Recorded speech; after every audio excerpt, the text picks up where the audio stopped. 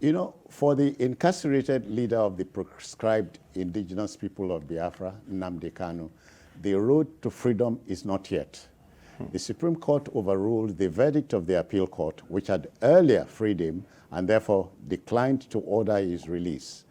Justice Agim, who read the lead judgment, held that although the federal government recklessly and unlawfully rendered him from Kenya, such an act has not divested, that is, has not deprived any court in Nigeria from proceeding with a trial.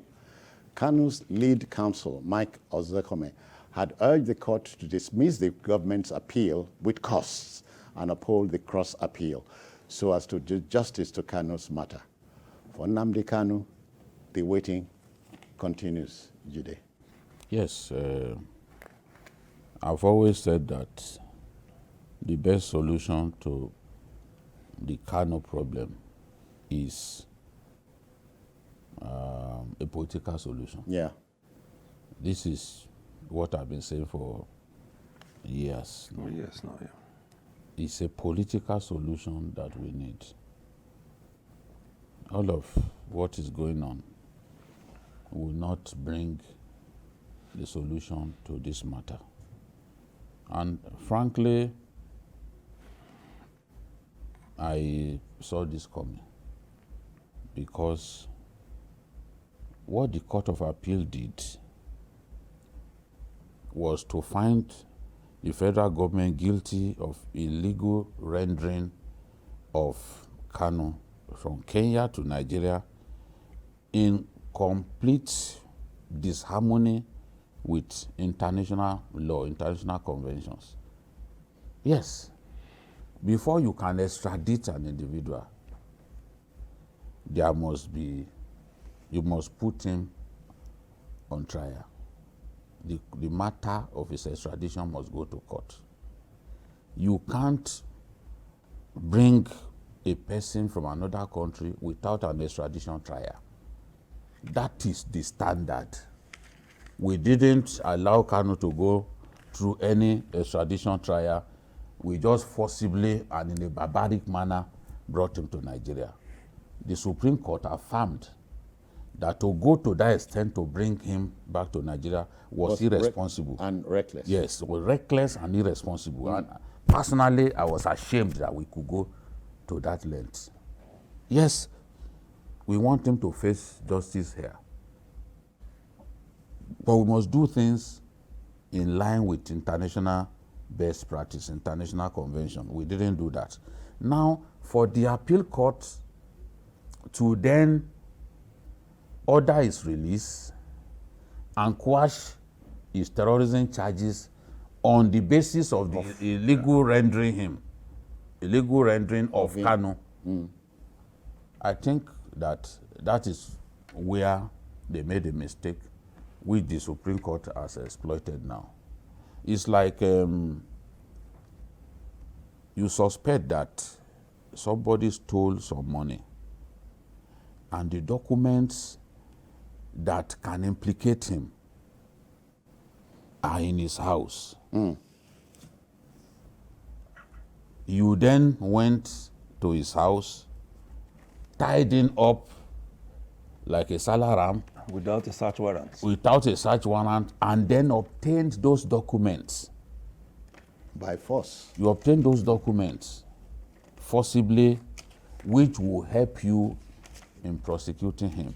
Now, are you saying that because you illegally procured those documents, that they are not going to be admissible in law, before the court of law? That's no way. If there is cast iron evidence manifested in those papers, those documents that you found on the day you raided his house, beat him up, and tied his hands, and you got those documents, you can't say that, that they are not going to be admissible, because the court will look at the value of the document that you brought before it. And it's not going to say, oh, we put this person on trial, he jumped bail, now that they have brought him to Nigeria forcibly in a manner that breaches international law, therefore, his case, his original matter, for which he for which he fled the country, for which he jumped bail, should then be wished away. That's what the Supreme Court did. That's what the appeal court did. You quashed the terrorism charges. You quashed the charges before him on account of that error. Illegal rendering that they did. Now, what Justice Agim, when it comes to diplomatic law, he stands out in that Supreme Court, you know, because he had been president of, he had been chief judge of Gambia. So he understands these issues, the one who read the judgment. Justice Agim then said, look, what he should have done, he should have sued the Nigerian government for illegally bringing him here. But the case that he had should continue. And that case, is on the basis of that case that was there, that they decided, the court decided now that you cannot free him. You can't free him because we brought him here illegally. How about the original matter? The subsisting matter. Yes, for which he jumped bail. So you cannot use that one case to then dismiss the two matters that he had. You know, it's very simple way that the judges have looked at it. That matter is terrorism, the charge of terrorism. He should answer that one, despite the fact that the court admitted that it was irresponsible of the Nigerian government to have brought him into Nigeria. And to have even attacked his home in Abia.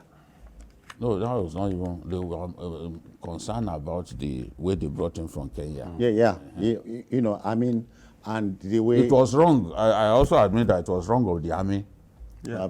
Yes, you know, and I think that if you want to kill me, I'm not sure that you are not going to kill me. You attack my father's house. I have every reason to escape. That's what he did at that time. So he escaped to save his life. It's the thing that any rational person... Because that's the belief that they came for him. Yeah, Doctor, you know, Jide talked, even if in passing, about a political solution. You know, the Southeast expected that the prayers would be granted, that Kanu would be set free. You can't get a political judgment. The law is the law. So it's wrong looking in that direction of the court to get political judgment. No. The court will not. Exactly. And that's the point BKO has been making over the years. Actually, where I'm going is this. All right, sir. The president is father figure. This is the time perhaps to take a second long, hard look at the Nnamdi Kanu's case. Yes. Yeah. It's Christmas time. It's the season of goodwill to all men and all that. The window is still there. Very much so. The window of opportunity is very much there. You know, in the last 2 years of the Buhari regime, there was that glimmer of hope with the elder statesman Mbazuluke. Yeah, offered. There was so much to that. And one had thought, okay, something could happen.